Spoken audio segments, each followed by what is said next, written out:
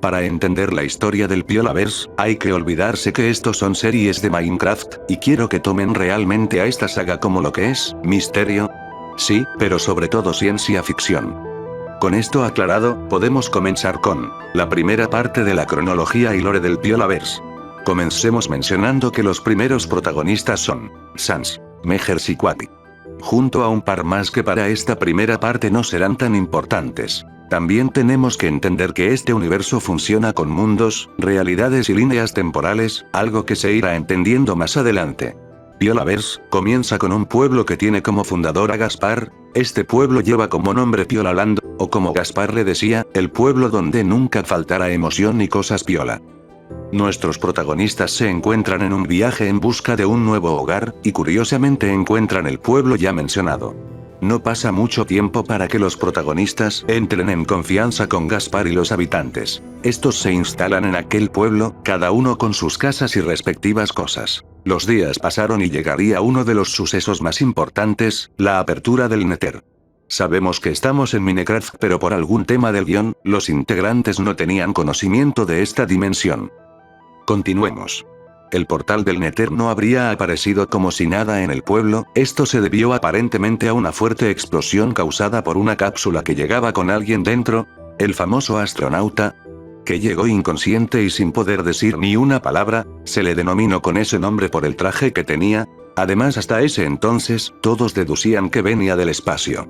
Durante las próximas semanas, Megers terminaba de construir su casa, hasta que en su intento de hacer un piso subterráneo, descubrió que debajo de donde estaba alojado se encontraban rocas acumuladas cubriendo lo que parecía ser un túnel, y comenzó una excavación. En paralelo a estos hechos, en el pueblo se instalaría una cúpula de científicos que se encargaría de estudiar al inconsciente astronauta, pero que lamentablemente no encontrarían algo de suma relevancia por ahora. Se acercaba uno de los eventos más esperados por los habitantes, el Ultra Piola. Pero antes de esto, tenemos que mencionar una serie de sucesos para entender lo que estaba por suceder, comenzando por Gaspar, que desapareció por un tiempo sin dejar algún mensaje. El pueblo creyó que se encontraba de vacaciones.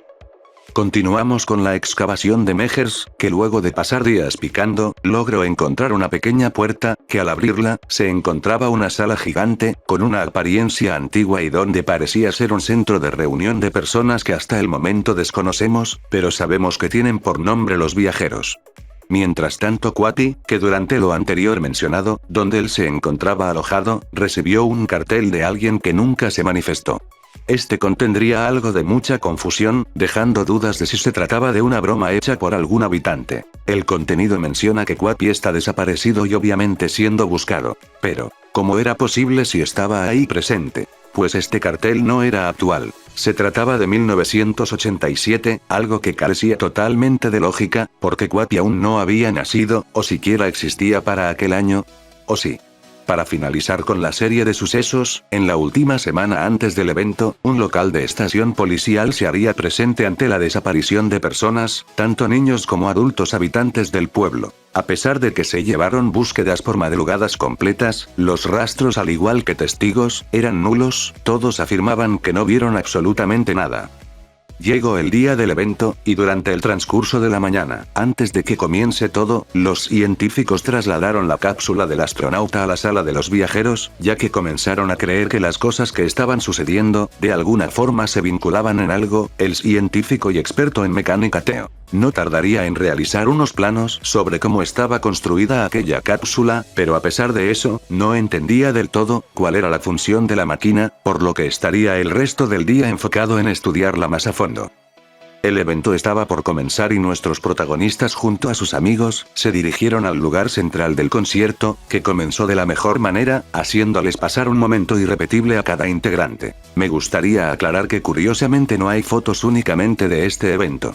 Ya era casi de noche y el evento seguía en curso. Y durante una transición de músico, el público estaba a la espera de que el siguiente artista saliera a dar su show. Y de repente, un grito estremeció a los oídos de todos.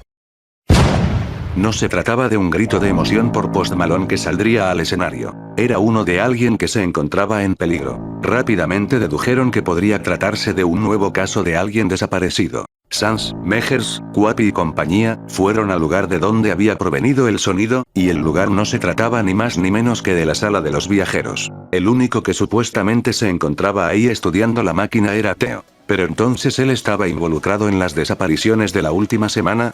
Pues no, Theo habría abandonado la sala durante el concierto, para dirigirse a la cúpula, donde estaba el astronauta. Entonces, pues lo que vieron para sorpresa de unos y obvio para otros, se trataba de Gaspar.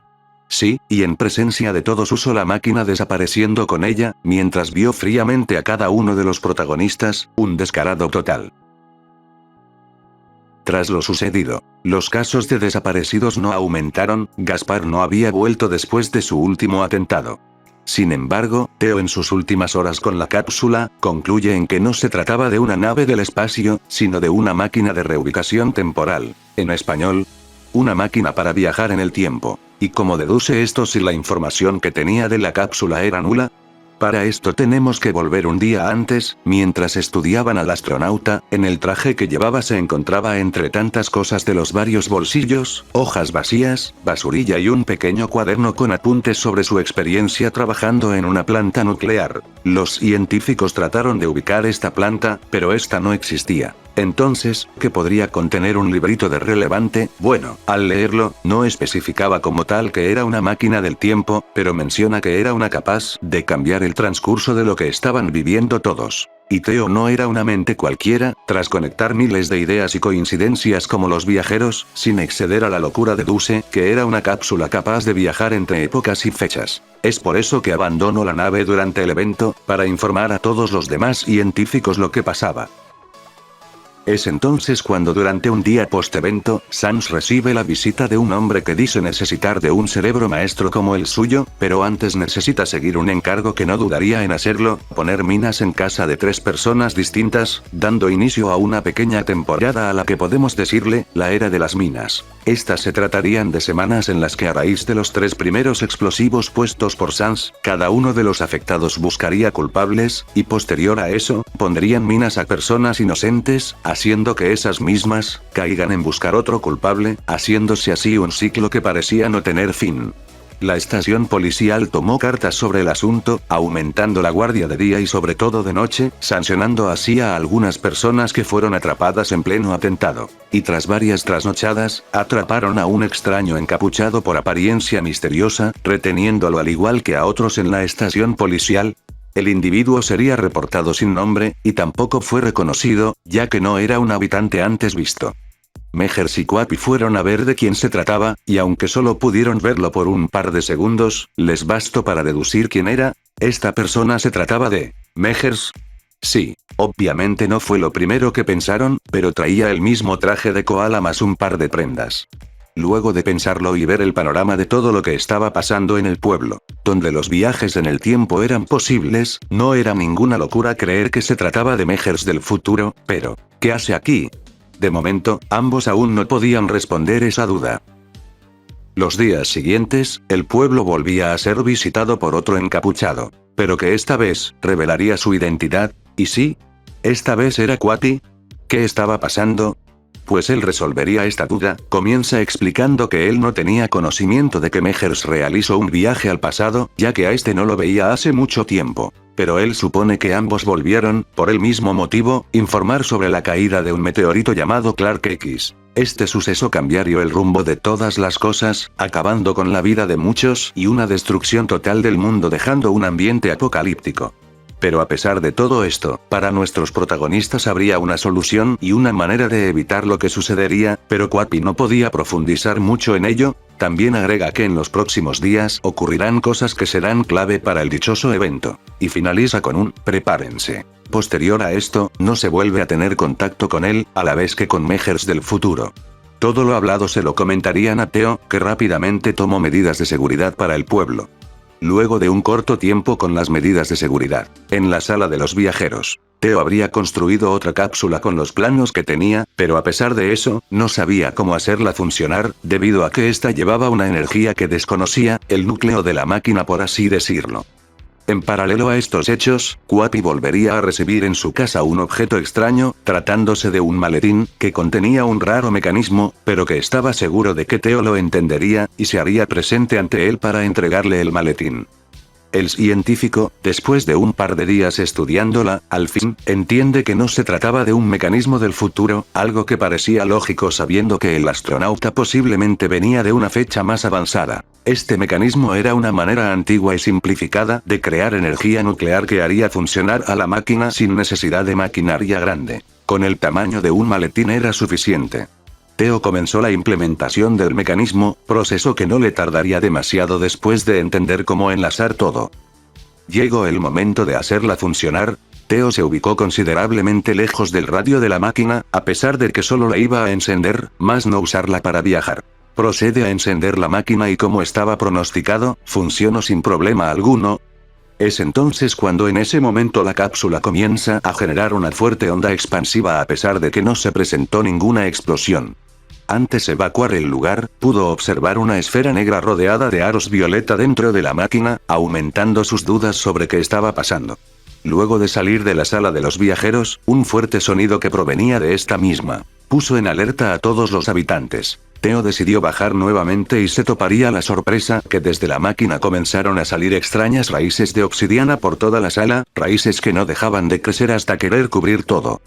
Por suerte la máquina no parecía estar dañada ni fundida, y Teo quiso creer que lo sucedido era parte del encendido de la cápsula.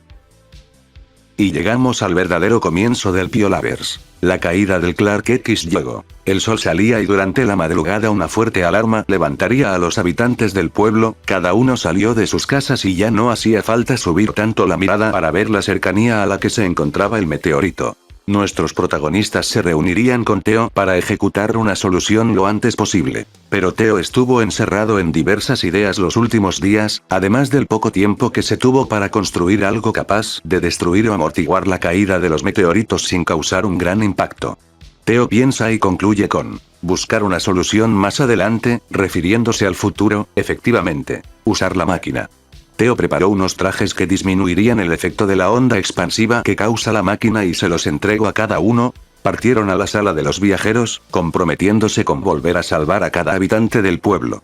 Nuestros protagonistas se subieron a la cápsula. Pero Teo antes de poner el pie dentro, pidió confianza en él, que a pesar de no tener una prueba verídica de que la máquina funcionaba como tal, todos sabían que si ya existían versiones futuras de los protagonistas, es porque de alguna forma salió como lo esperaban. El único inconveniente que encontró Teo, se trataba de que la máquina no estaba hecha para que muchos viajen en ella, debido a la limitada masa que es capaz de movilizar, por lo que existía la probabilidad de que alguien termine perdido en el tiempo, siendo expulsado por la cápsula en el intento de forzar el viaje. Así que el desaparecido sería recordado como héroe.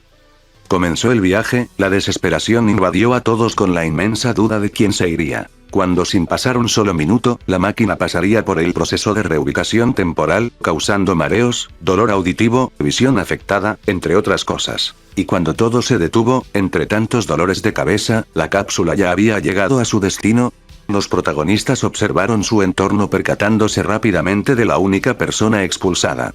Teo. Él fue el elegido para perderse en el tiempo, y por si no fuera poco, la máquina parecía estar fundida, Teo era la única mente capaz de arreglarla por ahora.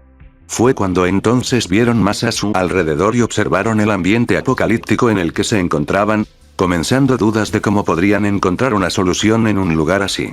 Luego de una exhausta exploración por la zona, encontraron lo que a larga vista aparentaba ser una zona de refugiados. Al acercarse y ver que si se trata de una, entraron. Observaron las diferentes carpas, una pequeña tienda de alimentos y en una esquina se encontraba una cabaña pequeña de materiales básicos, donde vivía nada más y nada menos que el general policial del pueblo, aquel que capturó a Mejers del futuro encapuchado aquella vez. Pero ¿cómo pudo sobrevivir al impacto? Pues él menciona que Mejers del futuro, cuando estuvo retenido en la estación policial, le advirtió sobre la caída del Clark X, además que le mencionó que él era del futuro. En principio desconfió de él y lo encerró de todas formas, pero para la mañana siguiente, Mejers del futuro ya habría escapado. El general notó cómo en la semana Teo tomó medidas de seguridad en el pueblo y comenzó a creer que lo que le dijo Mejers del futuro no era una mentira. Así que tomó la decisión de armar un plan falso sobre un caso que tenía que tomar fuera del pueblo y huyó. A pesar de eso, no se salvó del todo, perdiendo casi el 90% de pierna izquierda en el incidente. Pero logró ser rescatado y llevado al lugar donde se encuentra ahora mismo. Nuestros protagonistas, al enterarse de que el general ya sabía sobre los viajes en el tiempo, tomaron la decisión de explicarle que ellos venían del presente, pero que para el general policial era su pasado. El general también explicó que ya tenía conocimiento del viaje en el tiempo, y que de hecho también estaban buscando una forma de revertir los hechos. ¿Pero cómo? Pues hace una semana llegó un soldado llamado Frank. Este escapó de una planta nuclear que tenía en su poder planos de cómo funcionaba y hacer la máquina del tiempo. ¿Su objetivo? El mismo. Pero los soldados querían ser reconocidos como los héroes, tomando el poder de diversos pueblos con objetivos negativos. Frank también comenta que la fecha programada para realizar este viaje era en 2 semanas, y que de alguna forma los refugiados buscan una forma de robar la cápsula con el motor que la hace funcionar. Mejers interrumpe a Frank comentando que también tienen una cápsula, que es donde llegaron, mas no sabían cómo volver a hacerla funcionar, ya que parecía fundida. Pero Frank explica algo muy importante sobre estas cápsulas y su funcionamiento, algo que Theo no descubrió. Y es que estas máquinas eran de ida y vuelta. Mejor dicho, el motor que las hacía funcionar poseía de 2 vidas. Esto explicaba por qué la nave del astronauta pudo ser utilizada por Gaspar, y también el por qué la cápsula que construyó Theo, se le fundió el motor. Recordemos que Theo hizo una prueba en la sala de los viajeros, prueba que gastaría la primera vida, provocando que cuando se viajó al futuro, se gaste la última vida del motor haciendo que muera por completo. Aún así, Frank quería saber dónde se encontraba la cápsula, ya que una de las partes más difíciles de su plan era robar la máquina de los soldados. Pero si ahora ya se tiene una cápsula a la mano, lo único que haría falta es el motor, solo sería cuestión de dejarla lista para cuando este se robe. Y así fue que pasaron las 2 semanas, la cápsula fundida estaba preparada para el motor, así como también nuestros protagonistas, que durante este corto tiempo, hicieron pequeñas casas, aunque algunos vivían en el refugio. Frank y el general policial estaban listos para recibir la llegada del motor cuando sea robado. De esto se encargarían los protagonistas, de los que esta vez haremos mención a 2 personajes, que también son principales, pero con papeles no tan relevantes hasta este momento, como lo mencioné en un inicio. Estos llevan por nombre, Axel y Aldo. Se emprende la caminata a la planta nuclear e ingresan por una zona excavada sigilosamente. El plan de Frank era el siguiente. El grupo tenía que dividirse en 2, ya que en aquel momento existían 2 opciones. La primera era robar el motor de la cápsula que iba a realizar el viaje, o robar un segundo motor ya fabricado que poseían los soldados en su sala. Pero ¿por qué no mejor ir todos por el motor de la sala y huir? Pues si era posible, quería evitarse el viaje que los soldados tenían planeado para ese momento, pero si esa opción no se lograba concretar, con el motor robado de la sala viajarían al incidente del Clark para evitar que estos soldados tomen el control. Ambos grupos comenzaron dirigiéndose a sus respectivas zonas. Mejers, Quapi y Sans escucharon la cuenta regresiva desde fuera de la sala. Al parecer el viaje estaba por comenzar. Se lo informaron al otro grupo de Aldo y Axel por el comunicador, así estarían preparados para atacar a la vez. Cuando la cuenta regresiva estaba en 5, entró el grupo de la sala, combatiendo con los otros soldados. Mientras que Aldo y Axel también entrarían a donde se encontraba la cápsula con el sujeto que la usaría. Pero algo los retrasó por un par de segundos. Lo que observaron los dejó pensantes y asustados. Pues el que estaba por subirse a la cápsula, se trataba del astronauta. Sí, aquel que llegó al inicio de la serie, aperturando el néter con su llegada.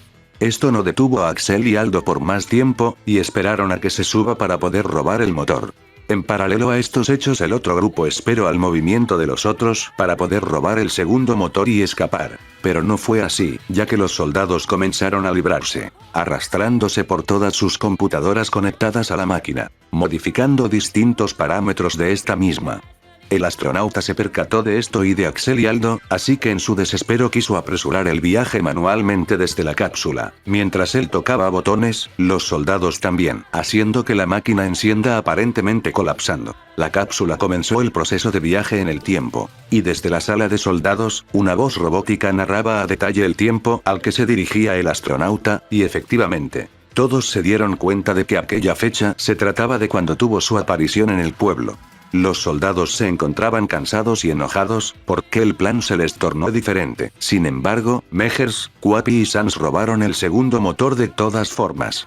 Aldo y Axel escaparon y se encontraron con el otro grupo en el camino, explicando lo sucedido, y así entendiendo todo por ambas partes. Pues en pocas palabras, nuestros protagonistas fueron culpables indirectamente de que el astronauta llegue a Piolaland, comenzando todo el misterio que invadió al pueblo aquellos días, causando la llegada de la cúpula de científicos. El hecho de que Theo se obsesione con investigar todo el caso por completo, y que ahora tiene sentido el por qué esa planta nuclear que se menciona en la libreta del astronauta, aún no existía, debido a que se trataba de una del futuro. Esto y el sinfín de cosas que sucedieron después, parten desde la llegada provocada por los protagonistas, es decir, un bucle temporal que estaba destinado a cumplirse siempre, ¿o no? Más adelante entraremos a ese tema. Todo el grupo llegó rápidamente al refugio, y Frank se encargó de instalar el motor lo más rápido posible. Cuando lo terminó, antes de que el grupo comience el viaje, Frank les encargó unas armas capaces de destruir el meteorito. Este solo lo partiría en más pedazos, haciendo que algunos caigan en la tierra, como otros no. Frank se despide y comienza el regreso. Nuestros protagonistas volverían al mismo lugar y minuto donde hicieron el primer viaje al futuro. Rápidamente subieron al pueblo disparando a los meteoritos y efectivamente se destruyó en pequeñas rocas, algunos tomando un nuevo rumbo y otros cayendo sin causar tanto desastre. Aunque los que no se salvarían son Aldo y Axel. Estos sufrieron las consecuencias del Clark destruido, cayendo así un par de meteoritos sobre sus casas. Los ahora considerados héroes de Piolaland comentaron todo lo sucedido a los compañeros de trabajo de Theo, con la esperanza de que se pueda estudiar a fondo el caso de su desaparición. Recordemos que la máquina aún tenía una vida más, pero no podía ser utilizada sin una fecha exacta como para ir a buscar a Theo. Los científicos también se encargaron de estudiar los meteoritos, descubriendo que dentro de estos, abundaba el oro. Obviamente causó repercusión en el pueblo, haciendo que todos quieran un poco, empezando a robar desde pepitas hasta lingotes. Esto causaría una inflación económica en Piolaland, haciendo que la moneda piolar se desvalorice para siempre. Así pasó un tiempo más, y comenzamos a adentrarnos a la etapa final. Era un día más en el pueblo, y Mejers recibiría la visita de una persona que decía conocerlo, pero que Mejers nunca había visto. Efectivamente, se trataba de alguien que viajó en el tiempo. ¿Pero quién era? Ella se presenta como Talia, y que lo conoció en el pasado hace aproximadamente 40 años. Suponiendo que esta serie estaba ambientada en 2020, Talia estaría refiriéndose a 1980, lo que para Mejers era una locura, porque él no había nacido aún, y tampoco tenía planeado viajar en el tiempo a esa época. Ella se sienta y le explica a Mejers todo lo que estaba pasando. Y atención aquí, ¿recuerdan que en un inicio les dije que este universo funciona con mundos, líneas temporales y realidades? Pues quedémonos con este último. Para explicar de una manera simple las realidades, podemos utilizar la teoría del gato en la caja. La cuántica explica que el gato se encuentra, literalmente, vivo y muerto a la vez si la caja está cerrada. Únicamente al abrir la caja, pasará a estar vivo o a estar muerto. Es decir, dentro de esta caja, se estaban dando dos cosas diferentes a la vez, con acciones alternas, sucesos alternos, y finales alternos. ¿Pero qué tiene que ver esto con nuestros héroes?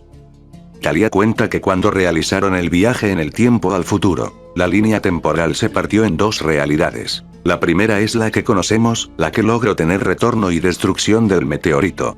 Y la segunda, en esta realidad nuestros protagonistas nunca encontraron el lugar de refugiados, tomando un camino distinto al que conocíamos. Sin la ayuda de Franklin y un general policial, se comenzaron a perder por diferentes partes del mundo apocalíptico, buscando algo o alguien que los ayude. Es así como Mejers de la segunda realidad encuentra la planta nuclear después de años. Pero esta ya se encontraba abandonada. Ahí es donde descubre que los soldados que trabajaron ahí, hallaron una nueva forma de viajar en el tiempo, a través de una esfera de un casi pequeño radio, que permitía volver a cualquier fecha, pero no repetir el mismo viaje dos veces al mismo año. Mejers sabía que usar esta esfera para volver al día del impacto, no cambiará nada, puesto que él no poseía de algo para destruir los meteoritos. Así que decidió volver más atrás para advertir sobre el incidente. Y es así como nos enteramos, de que él era el encapuchado.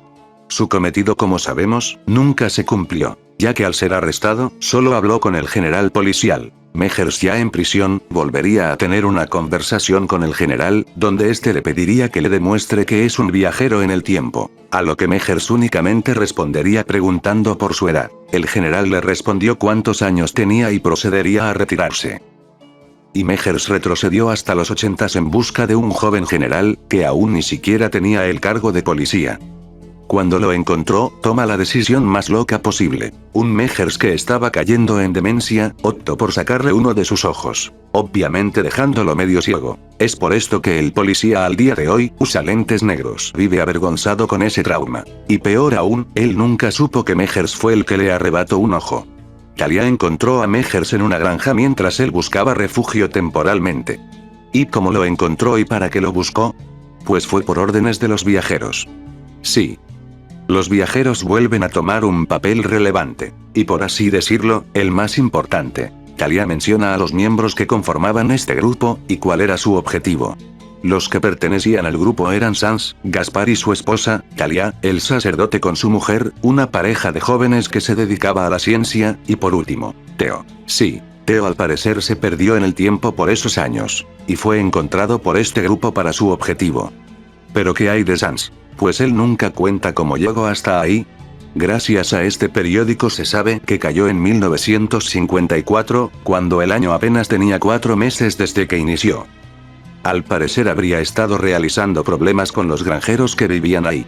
Una de las teorías más acertadas habla de que Gaspar es la persona que lo trajo desde el futuro, ya que para 1980, los dos, junto a la esposa de Gaspar, son los más ancianos del grupo. En otras palabras, creció y envejeció junto a Gaspar, además de probablemente fundar el grupo de los viajeros. Como dato plus, podemos decir que Iscariot es 26 años mayor que Mejers, ya que mientras el koala logró viajar a los 80 directamente, Iscariot tuvo que esperar 26 años desde 1954 a 1980 para volverlo a ver. Hago un paréntesis para aclarar que este Sans es el de la segunda realidad. Continuamos. A todo esto, ¿cuál era la meta de este grupo? Terminar con la guerra de mundos. Si lo de las realidades ya parecía confuso, ahora las tierras pueden complicar aún más la situación. Pero ¿de qué se trataba esta confrontación de mundos que dejaba a todos confusos? Es muy fácil y sencillo. Un multiverso. En cuanto se realizaron muchísimos viajes en el tiempo en un solo universo, provocando bucles y distintas realidades, la Tierra donde se encontraban estaba por colapsar. Pero Sans descubrió que existe una forma de que su Tierra sobreviva, y era confrontando a otra.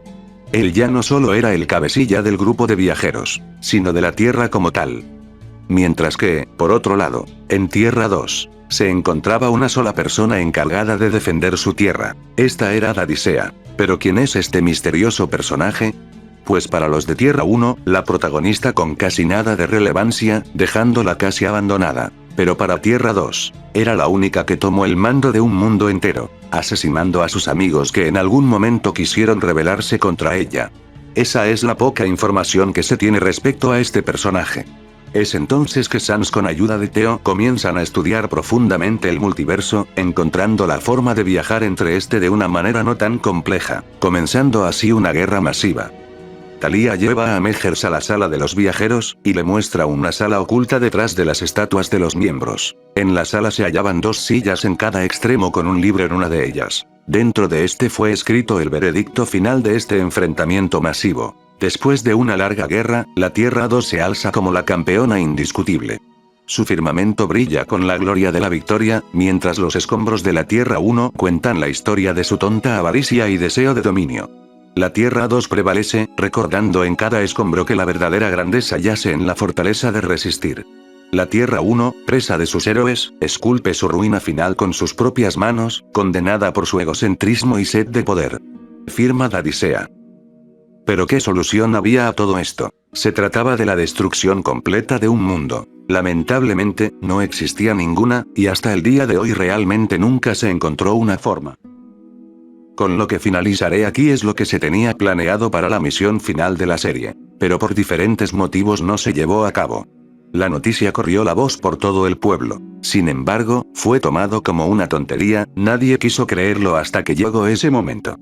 Ese día, el fin de una era. El final de algo horriblemente hermoso. La Tierra pasó por diferentes fenómenos naturales, sismos capaces de abrir grietas por los suelos junto a múltiples accidentes. Y es aquí donde comienza la misión final.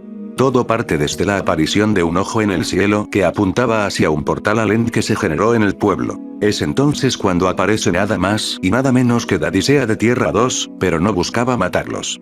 Quería salvarlos pero con una condición. Que ellos sean los que acaben con su propio mundo. Dadisea les explica que a pesar de haber ganado la guerra de mundos, para cerrar el ciclo de vida de este y de cualquier mundo existente, se tiene que asesinar al Ender Dragón, ya que de cierta forma esta era la entidad capaz de mantener el equilibrio de un mundo. Si este no muere, el mundo sigue y seguirá causando sufrimiento a través de los desastres naturales. En resumen, si una tierra derrota al cabecilla de otra, el mundo pasa por un sufrimiento eterno. Para acabar y desaparecer con este sufrimiento se ataca y mata al núcleo de aquella tierra, como ya mencioné, el Ender Dragón. Pero a todo esto, ¿qué hay de los dioses? Si bien no lo mencioné en esta primera parte, sí tuvo momentos recordables en Piola Land, no relevantes como a partir de ahora, pero sí entretenidos. Pero, ¿dónde estaban en este desastre? Bueno, pues estos se rigen bajo un par de reglas. Primero, si existe algo superior a ellos, automáticamente pierden ese crédito de dioses, porque tan dioses ya no son. Y segundo, los dioses no pueden intervenir en cosas que nunca deben pasar. Por ejemplo, si está escrito que un gatito coma una manzana que le dará un año más de vida, los dioses pueden intervenir cuidándolo ese año de vida hasta que muera. Pero, si está escrito, y el gato no la come, los dioses no pueden hacer nada para que el gato viva más tiempo o ingiera aquella manzana. Entonces, ¿qué pasó con ellos? Su tierra al ser derrotada, tanto los viajeros, como los dioses, fueron superados, por la misma Dadisea, y por los dioses de ella misma, haciendo que se cumpla la primera regla bajo la que se rigen. Bueno, ya para finalizar, nuestros protagonistas, sin ninguna salida, y con la decisión tomada de no querer que sufran más los que convivieron con ellos en algún momento, estaban dispuestos a matar al dragón, y así lo hicieron. Cuando el mundo estaba por finalmente desaparecer, Dadisea escribió en un libro lo último que tenía por decirle a Sans, dejando aquel escrito en el pasado, en la sala donde se reunieron ambas cabecillas por última vez hace muchos años. Sí, estamos hablando de aquel libro que leyó Mejers junto a Thalia. Dadisea regresa a llevárselos en su máquina capaz de trasladarse por mundos, y llegan a Tierra 2. Tierra donde comenzaría una nueva historia.